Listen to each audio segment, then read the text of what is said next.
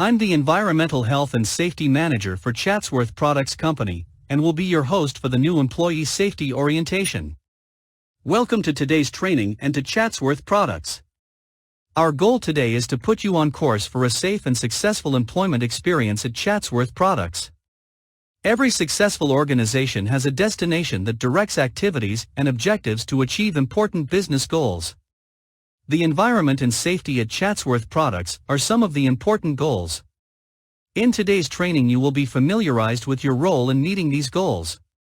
Chatsworth Products is committed to manage and promote sound environmental practices. Protection of the environment is a strategic business issue and our social responsibility. We seek to minimize any adverse impacts on the environment from our activities. The following are some of the main elements of our environmental management system that rely on your active participation. Energy conservation. As a team member, be alert to energy waste, to include water, electrical, and compressed air. Report any significant energy loss that serves no productive purpose. Chemical spills. Any chemical spill sufficient to potentially impact the environment should be reported immediately. Waste management. All solid and hazardous wastes we generate must be handled in compliance with local, state, and federal requirements. There are systems in place at all CPI facilities and are to be followed without exception. Storm water. Rain that falls on any industrial facility has the potential to carry pollutants in its runoff. The primary method to ensure the quality of storm water discharges is through maintaining good housekeeping outside our buildings. Our vision for safety is summed up in the CPI Safety and Health Policy Statement that is posted in the workplace. Be sure to review it. Our overriding concern is your safety, and if you are going to be successful at CPI, you will share in this concern. Costs of injuries can be enormous, and we want to spare you any of the expense and distress of a workplace accident. We intend to provide you a workplace that is as free as possible of real and potential hazards. This will require everyone's participation in our safety program. Chatsworth facilities are not inherently dangerous, but they are busy. In any environment, with dozens of people doing hundreds of tasks daily, the potential for injury is always at hand. Sometimes all it takes is one person to not pay attention to what is going on around them, and an accident could occur. You are the person that is most responsible for your own safety. If you place this responsibility on anyone else, you are likely to get hurt or hurt someone else. To ensure that you comprehend the important information in this training, there will be a quiz over the information that is covered. In addition to compliance with federal and state safety requirements, Chatsworth Products also has specific safety rules that dictate how much of the work activity will be accomplished. Following the safety rules is a condition of employment and is subject to disciplinary action. You will be given a copy of these CPI-specific safety rules for your personal records. Be sure to get clarification on any rule you don't understand.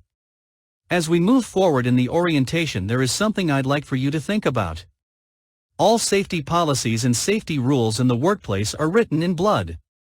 Each one exists because someone, somewhere, was killed, maimed, or severely injured as a result of an accident. Each and every rule, regulation and policy have come about on the heels of someone meeting with a catastrophe. Your involvement in safety is expected. Demonstrating safety in the work you do is one way you can accomplish this. Also, if you have a safety improvement idea, you're encouraged to come forward with it. This can be communicated directly to management, or you can write down your idea and forward it to a safety committee member or get it to the safety manager. If you witness a near miss, see a hazardous condition, or observe an unsafe activity, that you take action. If you have knowledge of something that is unsafe, and do nothing about it, you will have a shared responsibility in any injury or damage that occurs. Safeguard the situation first, if it is safe to do so, and report it to your lead or supervisor so permanent corrective action can be taken. All injuries, no matter how minor, need to be reported immediately to your lead, supervisor, or a human resources representative. This is a legal requirement as well as a CPI policy. One of your primary obligations is to report your injury immediately. Medical treatment will be provided by CPI at a designated facility and must be scheduled by CPI. State workers' compensation requirements make the employee potentially responsible for all charges for medical treatment if making medical arrangements on their own. Failure to report an injury timely causes complications. It could aggravate and worsen the severity of an injury by delaying medical treatment. It could cause a delay in processing your claim and possibly cause it to be denied. It could also allow the condition or practice that injured you to continue and injure someone else, perhaps even more seriously. Next, I want to address one of our organization's core beliefs, that is, all accidents are preventable. How you feel about this probably depends on how you think about and understand accidents. Accidents don't just happen. There is a sequence of events that take place before an accident occurs. That sequence is incident, hazard, accident. The sequence can occur over time or in rapid succession. Let's define each of the three sequential events. An incident is defined as a deviation from or failure to follow a standard or acceptable practice or procedure.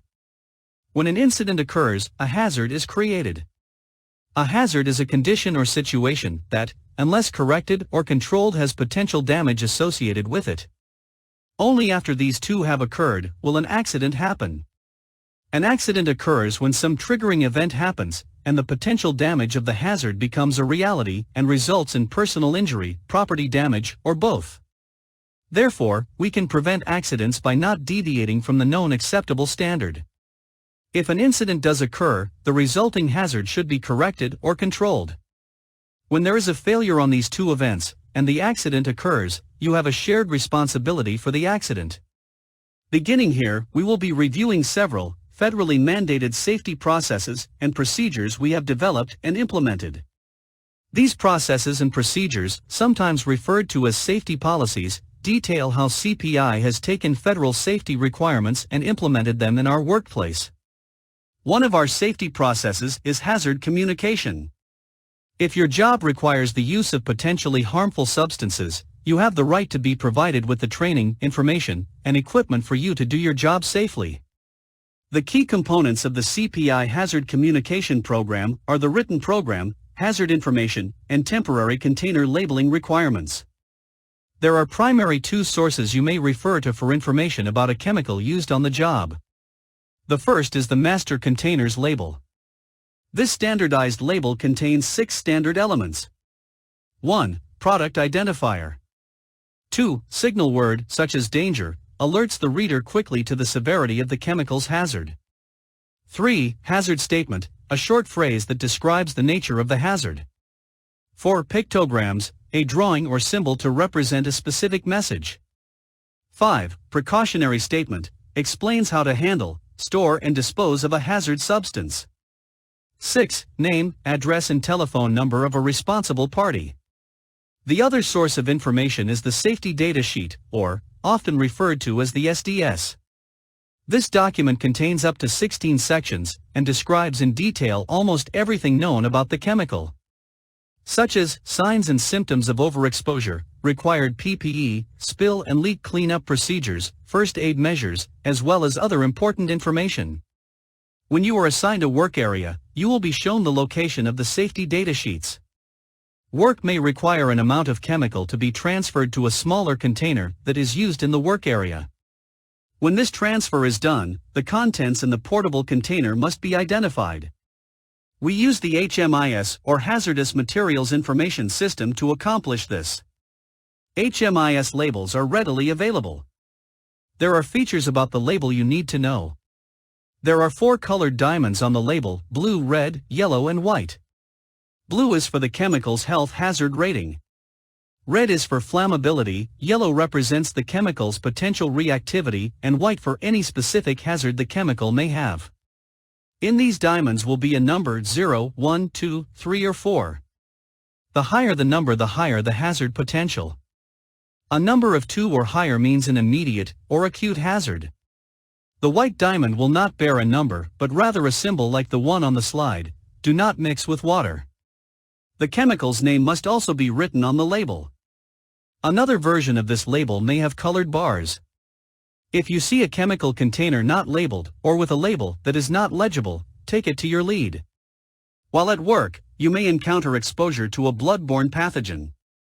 A written exposure control plan has been developed by CPI to prevent employee exposure to blood or other potentially infectious materials. All body fluids have the potential to contain a bacteria or virus that could infect you. If you see blood or other human body fluids, avoid contact and take steps to protect others. Report any body fluid to a lead or supervisor so it can be cleaned up and the affected surfaces disinfected. If you get someone's body fluid on you, immediately take the universal precautions of washing with warm water and soap. Wash thoroughly and particularly under the nails and cuticles. For everyone's protection, all open wounds must be covered while at work. Only trained first aid responders, designated by CPI, should provide aid. First responders have been trained and equipped to minimize the potential contact with pathogens. If you see a container labeled with the biohazard emblem, within this container there are potentially infectious materials. Machine injuries can be quite serious. During maintenance, servicing, and many setup activities, the lockout of energy to that equipment may be required to prevent the activation of a machine, causing injury or machine damage. This process applies whenever a guard is removed or a safety is bypassed, or whenever any employee places any part of the body into an area where injury could result from machine operation. The lockout of a machine's energy is accomplished when an energy isolating device, like a switch, disconnect, breaker, or valve, is placed in the off position and a lock is applied to ensure a positive means of keeping it there. Only authorized persons, formally trained in lockout procedures, can lock out equipment. Those not involved must stay clear of the area until all guards are reinstalled, lockout devices have been removed, and the machine is ready for operation. If your job requires you to lock out, you will receive this training in the future. The purpose of the Chatsworth Products Hearing Conservation Program is to protect employees from the negative effects of noise on hearing while at work. CPI will provide approved hearing protective devices to be worn in areas where ambient noise levels may equal or exceed 85 decibels. We use a mobile testing service to provide a baseline audiogram to test the hearing level of employees. This test will be provided within the first 12 months of employment. Annually, after the baseline audiogram, tests will be re-administered. The results of this test will be compared to the baseline test to monitor a person's level of hearing. Personal protective equipment process is provided to protect employees when work is required in a potentially hazardous environment. If hazards cannot be eliminated or safely reduced through engineering, then PPE is used to safeguard personnel. PPE should never give you a false sense of security. Just because you're wearing it doesn't mean that you can get careless. Always remember that you are coexisting with a hazard. If you have on the wrong type of PPE, or are wearing it incorrectly, you could be immediately exposed to the hazard. Personal protective equipment does not prevent accidents, it prevents injuries should an accident occur. For example, if I drop a bucket of cleaning solvent, that's the accident.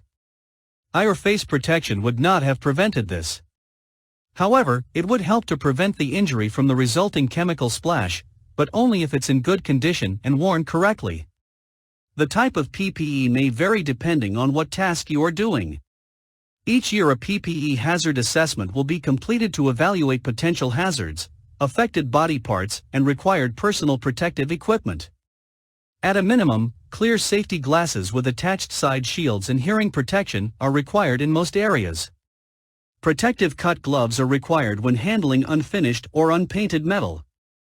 If you require prescription safety glasses, you will be offered safety eyewear that can be worn over your glasses. Upon job assignment, your lead will explain what PPE is necessary, provide it to you and explain how to wear, inspect, clean and properly store equipment. Sharp metal can be found throughout the facility at CPI. Therefore, personal workwear consists of long pants down to and covering the ankle, are required for any work activity on the production floor. Acceptable pants include jeans, dickies, cargo pants, khakis, etc. Pants with holes, leggings, yoga pants, and lightweight athletic wind pants and sweatpants are not acceptable. To orderly respond to an emergency situation, CPI has developed an emergency response plan. There are two basic actions to an emergency: an evacuation of the facility or relocation to a shelter area within the building. There are distinct alarms for each of these responses. In an emergency evacuation, immediately exit the facility through your nearest exit and proceed to the primary assembly area for a head count. It is extremely important that you go immediately to the assembly area. In an emergency relocation, proceed directly to your assigned shelter area and wait for further instruction. Stay at the assembly area or the shelter until the all clear is given. At the conclusion of this training, you'll be shown where the assembly and shelter areas are. For those that work at our California facility, you will receive additional training on what to do in the event of an earthquake. Emergency equipment is located throughout our facilities. Fire extinguishers are only to be used by people that have been trained and authorized by CPI. Unless you are authorized to use an extinguisher, your role is to do as instructed or evacuate the facility. When using an emergency eye wash, always place the affected eye below the unaffected eye to irrigate it to prevent injury to the other eye. If you use an eye wash station, be sure to report it to your lead or supervisor. AEDs are automated electronic defibrillators to treat someone having a cardiac arrest. Only trained personnel are authorized to use an AED. Fire extinguishers, eye washes, as well as electrical panels must be kept clear of any obstructions for at least a distance of 3 feet. Do not block this equipment. If you see it blocked, please unblock it.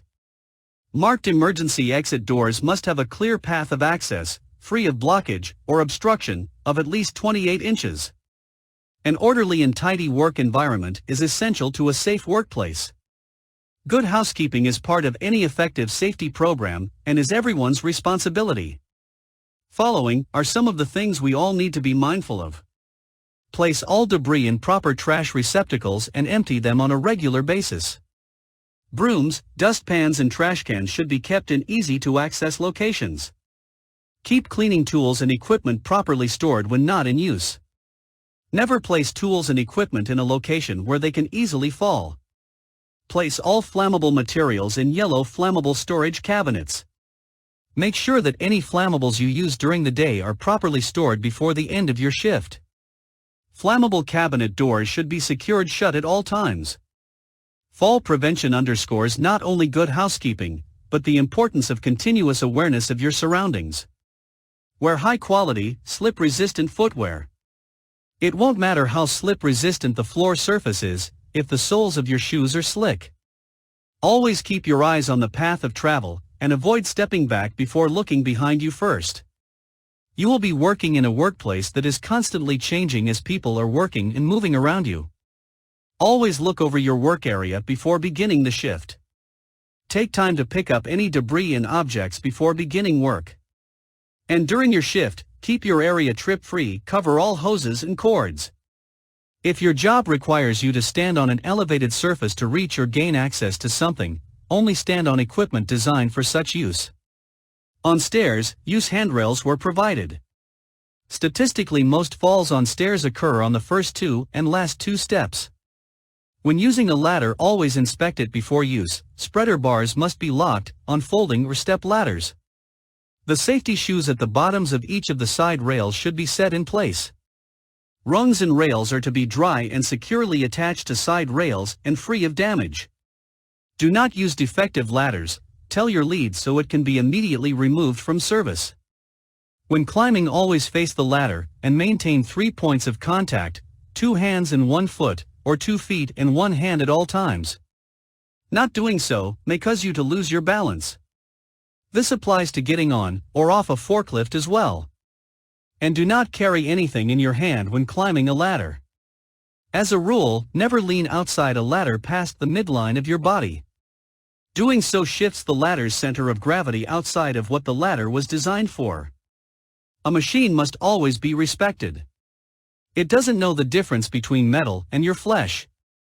Therefore, never operate any equipment unless authorized to do so. Machine guards prevent contact with the machine's moving parts. Never reach over, under or around guards or operate a machine with guards removed. Never reach into moving equipment for any reason or place your hands into any point of operation. Do not bypass safety devices. Report any missing or damaged guards and non-functioning safety devices to your lead or supervisor. Do not operate equipment unless all safety features are in place and effective. Because machine-related accidents can be very serious, let's discuss the most common mistakes people make that lead to serious injuries. The leading cause is inattention and distraction. Whenever you are operating a machine, always keep your eyes on the work being done. If your eyes leave your work, however briefly, then the work must cease. Avoid all distractions and all conversations while operating a machine. Never surprise, startle or talk to anyone when they are operating equipment. Even experienced operators can get seriously injured.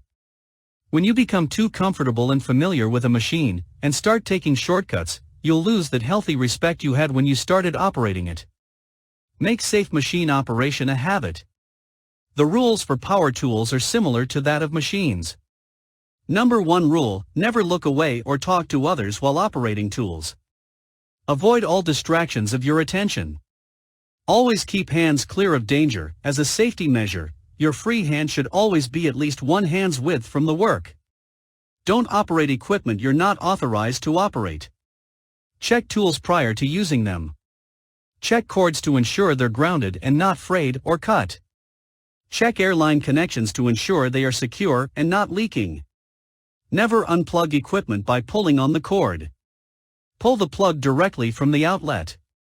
Never attempt any repairs. Turn in the damaged tool to the maintenance department. Throughout the facility are a variety of signs and decals of different sizes, shapes, and descriptions. Some will have only words. Some will have only pictures. Others will have both. Familiarize yourself with the safety signs in your area. They are there for a reason. If their meaning is not clear, ask someone to explain them to you. Red signs indicate danger, yellow signs indicate caution, orange is for warning, blue is for health information or notices, and green is for safety information. Powered industrial trucks enable CPI to perform essential tasks that would be impossible without them. However, due to their mobility, weight, and the fact that they must conduct operations in areas where pedestrians are working, extra caution must be taken. Only employees who have been properly trained and authorized in our workplace are allowed to operate them. A lot of effort is made to train operators. But too often the area of forklift safety that is neglected is the responsibilities of the pedestrian. Not only is the pedestrian more often the cause of forklift and pedestrian accidents, but they are more likely to be hurt when an accident does occur. One wrong assumption is that a forklift is similar to an automobile. There are important differences. Forklifts are heavier than most cars, have a higher center of gravity, and no suspensions, are some of the very important differences. This has a significant impact on a lift whenever it has to come to an abrupt stop, especially when loaded. Forklifts steer from the rear, unlike a car that steers from the front. When a lift turns, the front pivots and the rear swings.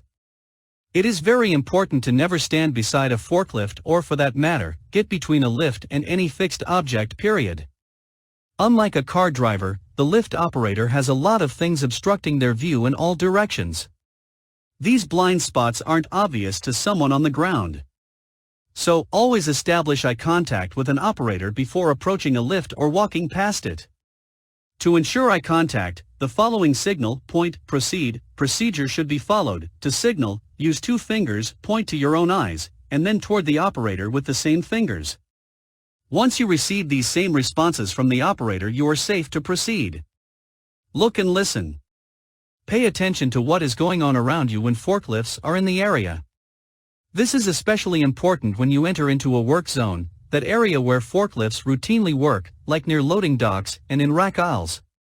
Avoid these areas if you can. And never get closer than 3 feet, approximately 1 arm's length, from a moving forklift. Finally, beware of the fall zone. This is the area around a lift where, if a load were to fall, that you could be struck. Keep a safe distance, which is a distance of twice the height of the load being lifted. To gauge the height of a load, consider the height of the mast is approximately 7 feet high. Many tasks at Chatsworth Products Incorporated require manually lifting and handling of materials. The thing to understand about back injuries is that they are seldom the result of a single heavy lift. More often, they tend to be an end result of a series of back abuses that take place over a long period of time. So, let's take some time to discuss proper lifting techniques, and some things you can do to implement good back health choices into the routines of your life, on and off the job. First, before you lift with your back, lift with your head by thinking about what you are about to do. Make sure there's adequate room to pick up and maneuver the load. Make sure you can see where you are going, and have a clear path and map it out in your mind before you block the view to your feet. Size up the load by pushing it lightly to see how easily it moves. And make sure to inspect the area where you'll be placing your hands, check for nails, splinters, or other hazards. Place your feet shoulder width apart and close to the load. With secure footing, keep your back straight, bend at the knees, and use a firm grip, and lift using your leg muscles. Tightening your stomach muscles will hold your back in a good lifting position, and will reduce excessive force on the spine. Use slow, smooth movements, avoid hurried, jerky movements. This will shock load the back and significantly increase the possibility of injury. Do not twist while lifting, keep your body facing the object. When moving the object, keep the load close to the body. You will be a stronger and more stable lifter if the object is held close to your body. Placing the load directly over the feet will help maintain balance and reduce the stress and strain on your lower back. Don't overdo it. If you have to strain to carry the load, it is too heavy. Stop immediately and get help. No single person should lift more than 50 pounds. Use a dolly, pallet jack, or a fork truck, if possible. Try to carry the load in the space between your shoulders and your waist. Do not twist while moving the load. Keep your body facing the object. The spine is not suitably designed to be twisted under force. When placing the load, lower it to the ground by bending at the knees, not your back. Keeping your eyes focused upwards will help you to keep your back straight. Your back is always at work no matter what you are doing. Whether sitting, standing, walking, talking, and even laying down, your back is at work. Night and day. And remember this critical truth. The back keeps track. Every time you abuse your back, it is keeping track. This explains why someone can work in a heavy lifting job can injure their back simply by getting out a chair or bending down to pick up something off the floor. This brings us to a conclusion in the safety orientation for today. I know we've covered a lot of ground, and there is a lot of information to remember. As you progress in your career here with Chatsworth Products Incorporated, you'll receive additional and extended training on many of these same subjects. Like most information, if you don't immediately apply what you have learned, it will soon be lost. Every day you'll have the opportunity to use what we have discussed today, on and off the job. When you're confused or uncertain about what to do, or how to do it in a given situation, please do not hesitate to ask someone. Take time and caution, not chances. Chatsworth Products is an employee-owned corporation, and every employee owner wants your work experience to be a safe and productive one. I hope that you will make safety a habit so that you can enjoy a long, safe, prosperous tenure at CPI. Thank you.